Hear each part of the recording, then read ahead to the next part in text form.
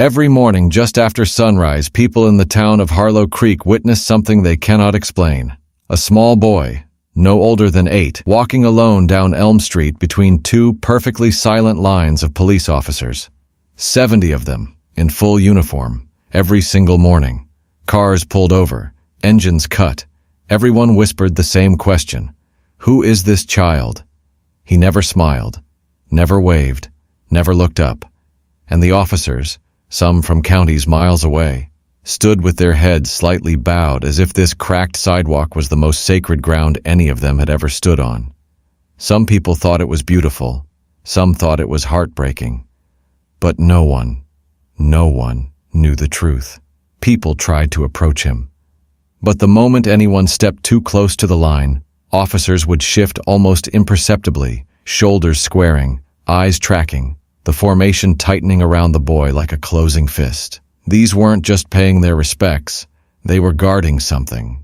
Then one morning, a journalist passing through town pulled over, raised her camera, and took a single photograph. What happened next didn't just shock Harlow Creek. It shook the entire country.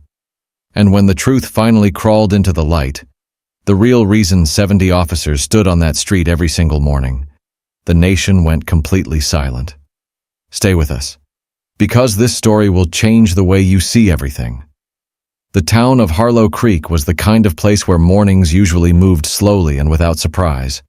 Screen doors creaking open, kids dragging backpacks down porch steps, the smell of coffee drifting through cracked windows. But lately, for the past several weeks, something had begun happening every single day at exactly 7:45 a.m.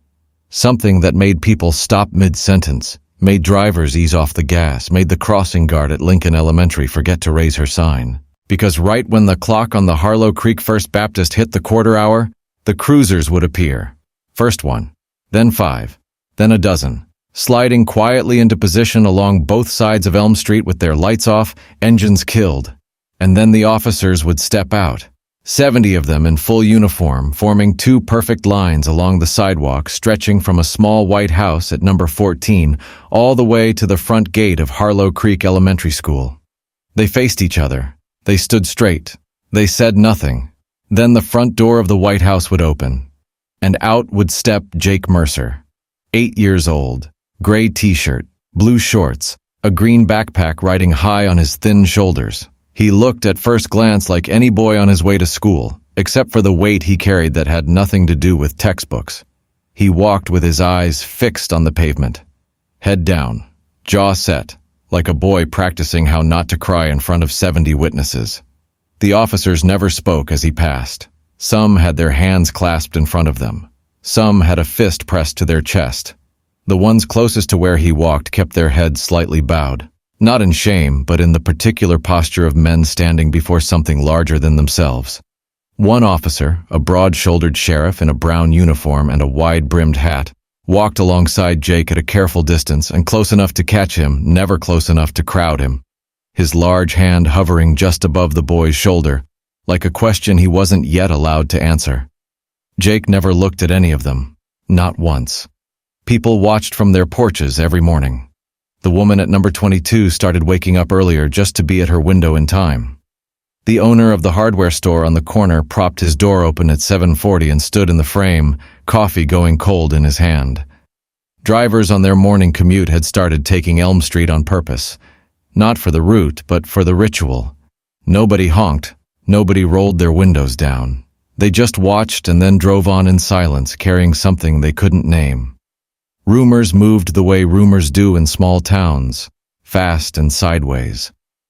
That boy's father was a hero, died stopping an armed robbery, a man at Doreen's diner insisted, tapping the counter for emphasis.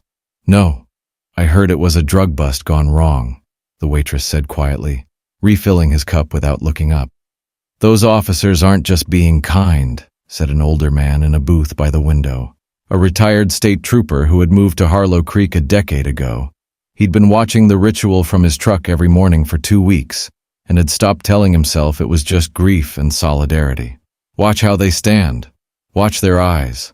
Those men aren't paying respects. They're running a perimeter. People had started filming from their porches.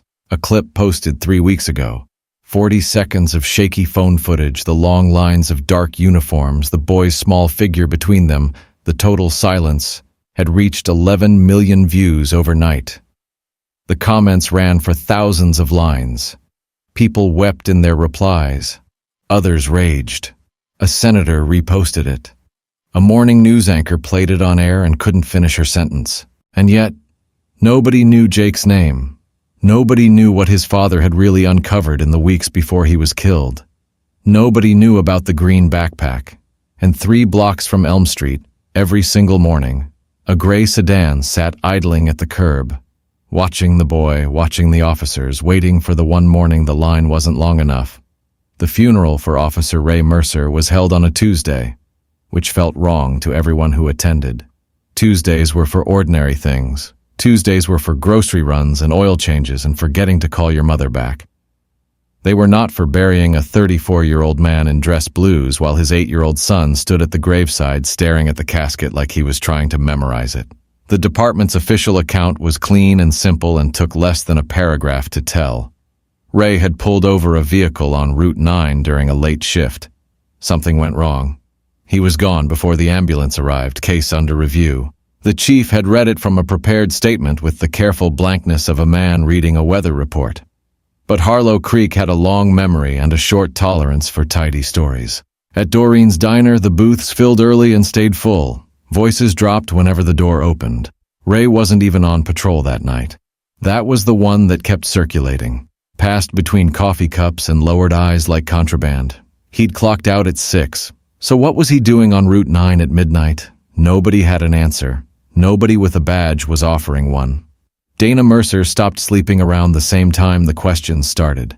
She moved through the White House on Elm Street like a woman navigating in the dark, arms slightly out, afraid of what she might walk into. She made Jake's lunches. She signed his permission slips. She held the family together with hands that hadn't stopped trembling since the night 2 officers appeared on her porch and removed their hats. Then, 11 days after the funeral, she opened her front door at 7:44 a.m. and found 70 of them standing in the street. Nobody had called ahead. Nobody had asked permission. They were simply there, lined up, uniformed, heads bowed, waiting for her son. Sergeant Leo Briggs had been Ray Mercer's partner for 6 years. He knew how Ray took his coffee, knew the name of every officer Ray had ever mentored, knew the particular silence Ray carried on the drives home after a hard shift. What he didn't know, what ate at him every hour of every day since the funeral, was why he hadn't answered his phone that night. Ray had called him twice. Briggs had been asleep. He would spend the rest of his life doing the math on those 2 missed calls, trying to calculate what answering them might have changed. The escort had been his idea, a gesture at first, something to do with the guilt. Deputy Carla Oates had shown up the second morning without being asked, which told Briggs everything he needed to know about her. She was the kind of officer who noticed the details that other people's eyes slid past. And she had noticed from day one that the official report on Ray's death had 3 factual inconsistencies that nobody in the department seemed interested in discussing. She hadn't said anything yet. She was still gathering. But Briggs could see it in the way she scanned the street each morning. Methodical, patient, that she was already building something. Sheriff Tom Hadley joined the escort on day 4, which surprised everyone, including Hadley himself. He was a political animal by instinct, allergic to anything that might complicate his relationships upstairs. But he'd seen the way the town was watching, and Tom Hadley had never once in his career miscalculated which side of history to stand on. So every morning the 3 of them took their places. Briggs closest to Jake, Carla on the outer edge watching, Hadley somewhere in the middle, still deciding who he was. And every morning, Jake walked between them all without lifting his eyes from the ground. Not once did he look up. Not once did he acknowledge the 70 men who rearranged their entire lives to stand on a sidewalk for him. He simply walked, small and silent and unreachable, and they simply stood, because it was the only thing left they knew how to do for Ray. Maya Cross had been passing through Harlow Creek on her way to cover a zoning dispute in the next county, the kind of assignment that paid the bills and did nothing else. She'd stopped at Doreen's for coffee at 7:30, heard someone mention the Escort in passing, and followed the sound of it the way a journalist follows anything that makes the hair on the back of her neck stand up. She almost didn't take the photograph. It felt intrusive, pointing a lens at a child's grief.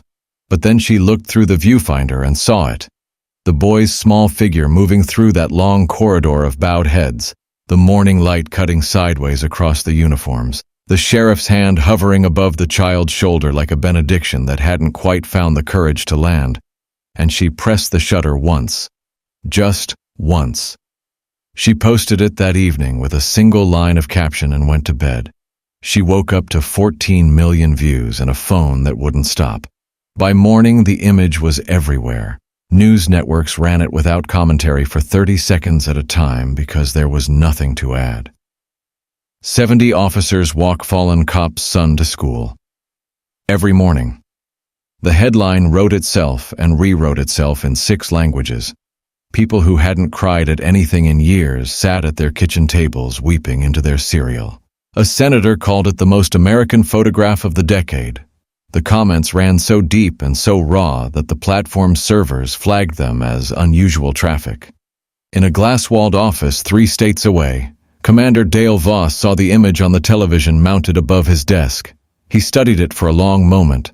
Not the officers, not the boy's face, but the green backpack riding high on those thin shoulders. He set down his coffee. He picked up his phone. He made a call that lasted 40 seconds and said almost nothing, because men like Voss never needed many words to start something terrible. 6 months before he died, Ray Mercer started leaving for work earlier than usual and coming home later than the shift logs would ever show. Dana noticed. She noticed everything about Ray. The way he'd stopped humming in the shower. The way he sat at the kitchen table after Jake went to bed and stared at his laptop with a stillness that had nothing relaxed in it. She asked him once. He kissed her forehead and told her it was nothing, and she knew it was everything, and neither of them said another word about it. What Ray had stumbled onto started as a discrepancy in a seized asset report, a number that was smaller than it should have been by a margin too precise to be accidental. He pulled the thread the way good officers pull threads, quietly and alone, and the thread kept coming. Shell companies, redirected evidence logs, names he recognized attached to transactions he couldn't explain. A network buried so deep inside the department's own infrastructure that exposing it from the outside would be nearly impossible. They called themselves the Iron Shield internally, though Ray only found that name in a single encrypted file he was never fully able to open. He put everything he had onto a USB drive and encrypted it himself. The night before he drove out to Route 9, though he never told Dana where he was going or why, he sat on the edge of Jake's bed after the boy's light was out. Jake wasn't asleep. He never was when his dad came to check on him. Ray slipped something small and hard into the lining of the green backpack hanging on the bedpost. His hands were steady. His voice was not. "Keep this safe for Dad, okay, buddy? Don't lose that backpack." Jake laughed softly in the dark. "Okay, Dad." He thought his father was being silly. Ray held the back of his son's head for a moment longer than usual, then stood up and walked out of the room and never came back. Carla Oates noticed the sedan on a Wednesday, which was the 12th morning of the Escort. Gray, 4-door, parked at the far end of Birch Street where it dead-ended into the hardware store lot, far enough from the route to be unremarkable, close enough to have a clean sightline all the way down Elm. She clocked it at 7:43. 2 minutes before Jake stepped outside and told herself it was probably nothing. It was there again Thursday, same spot, same angle. She ran the plates Friday morning from her cruiser before anyone else arrived. The registration came back clean, current, legitimate, a rental company out of the city. She called the rental company. The contract had been paid in full with a prepaid card. The name on the agreement was common enough to be meaningless, and when she tried to verify it, she hit a wall so smooth and so immediate that she sat in her car for a full minute just staring at the dashboard. Too clean. Everything about it was too clean in the particular way that things are clean when someone very deliberate has wiped them down. She didn't tell Hadley. Not yet. Hadley was still a man who needed certainty before he moved. And what Carla had was not certainty. It was the deep animal instinct of an officer who had spent 11 years learning the difference between a coincidence and a message. She told Briggs quietly on the walk back from the school gate that Friday. She watched his jaw tighten. From that morning forward, Carla stopped thinking of the escort as a ritual and started treating it as an operation. She began arriving 20 minutes early. She started memorizing faces. She repositioned 3 officers, casually, conversationally, so it looked like nothing, to create overlapping sightlines toward Birch Street. The sedan kept coming, and Carla kept watching it. And the distance between a grief procession and a defensive formation grew smaller every morning without Jake ever knowing the difference. The message came through on an anonymous tip line at 6:17 on a Thursday morning, routed to Briggs's work email by the department's intake system with no sender, no IP trace that went anywhere useful, and 7 words in the subject line. The boy has it. Check the backpack. Briggs read it 3 times without moving. The thing about a message like that was that it could mean 2 entirely different things depending entirely on who had sent it. An ally trying to warn him, or the enemy trying to confirm what they already suspected. He spent 40 minutes at his kitchen table working the problem from both ends and arrived at the same place each time, that doing nothing was not an option anymore. He drove to the White House on Elm Street that evening after Jake was in bed. Dana answered the door in the particular way of a woman who had stopped expecting good news, one hand on the frame, body angled, already bracing. He asked if he could come in. She looked at his face and stepped back without a word. He told her everything, not a summary.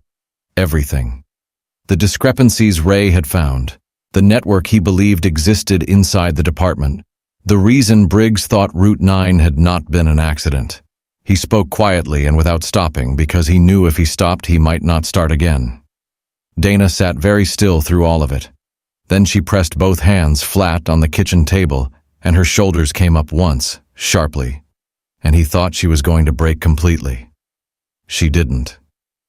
She breathed. She straightened.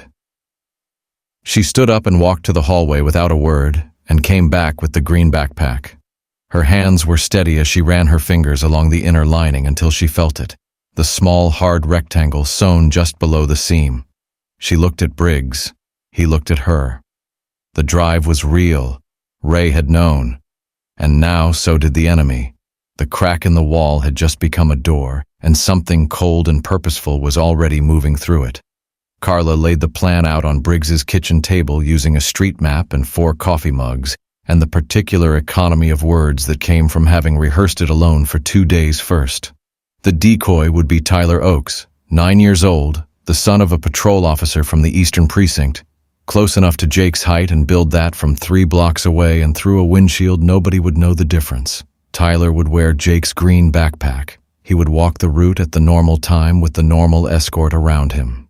Jake, meanwhile, would leave through the back of the house at 7:30 and ride with Briggs through the industrial road behind the school. Simple, clean, one moving piece. Tyler was told only that he was helping with something important.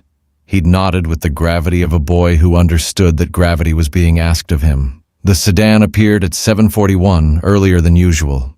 Carla saw it from the hardware store corner and pressed her radio once, the signal they'd agreed on. 40 officers who had spent the last 3 days being quietly repositioned without explanation suddenly knew exactly where they needed to be. The sedan held its position for 4 minutes, then it moved. It came up fast from Birch Street, cutting toward the escort line at an angle that was not the angle of a curious driver, and 2 of the doors were already opening before it fully stopped. What the men inside found instead of a gap in the formation was 40 officers who had been waiting for precisely this moment, and the difference between what they expected and what they got was the entire distance between confidence and catastrophe.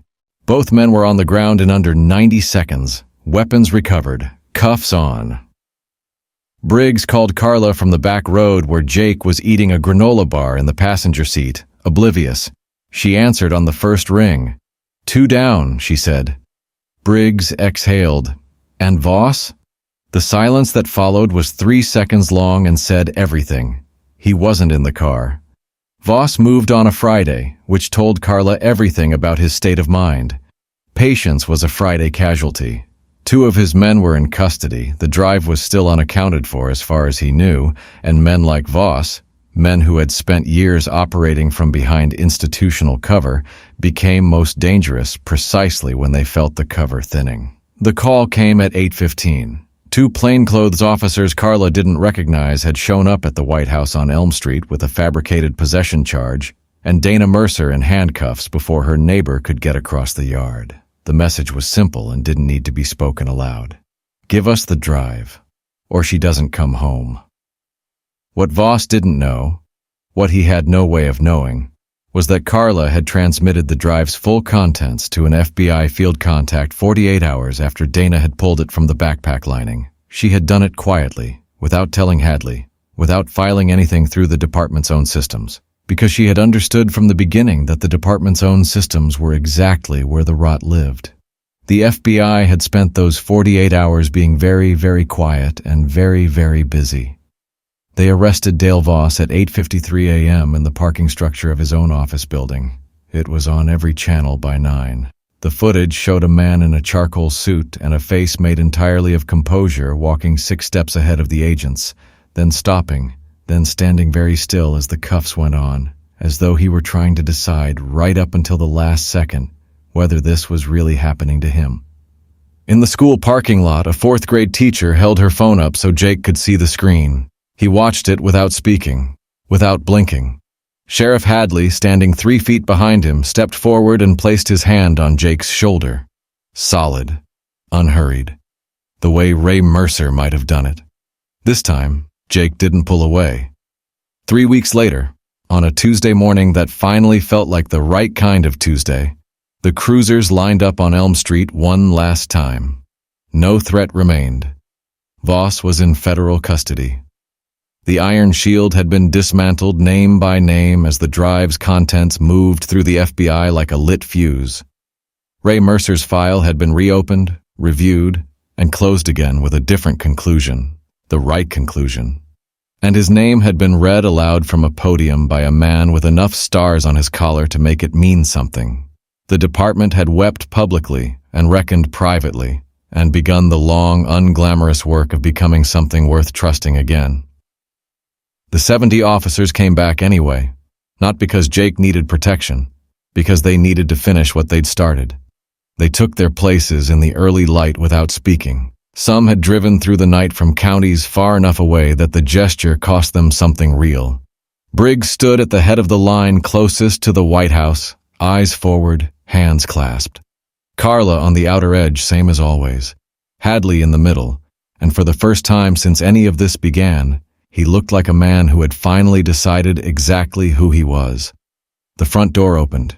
Jake stepped out in his gray t-shirt and blue shorts, the green backpack on his shoulders, and the same one, always the same one, and he walked to the edge of the porch and stopped. Then he raised his head. He looked down the full length of the line, 70 faces, some wet-eyed, all proud, and he began to walk. Slowly at first, the way you walk when the ground beneath you is new. Then with his shoulders back. Then with his father's stride. At the end of the line, set flush into the sidewalk in simple bronze, was a small marker that hadn't been there before. Ray Mercer walked here. Jake stopped. He reached down and pressed 2 fingers against the letters. The same 2 fingers Ray had always pressed against his badge before a shift, a habit Jake had watched 1,000 times without knowing he'd memorized it. He held them there for a moment. Then he lifted his head, walked through the school gate, and went to class. And that is the story of little Jake Mercer, a boy who walked in silence, carried more than any child should ever have to carry, and came out the other side with his father's name restored and his head held high. If this story moved you even a fraction of the way it moved us to tell it, please take a moment right now to give this video a thumbs up.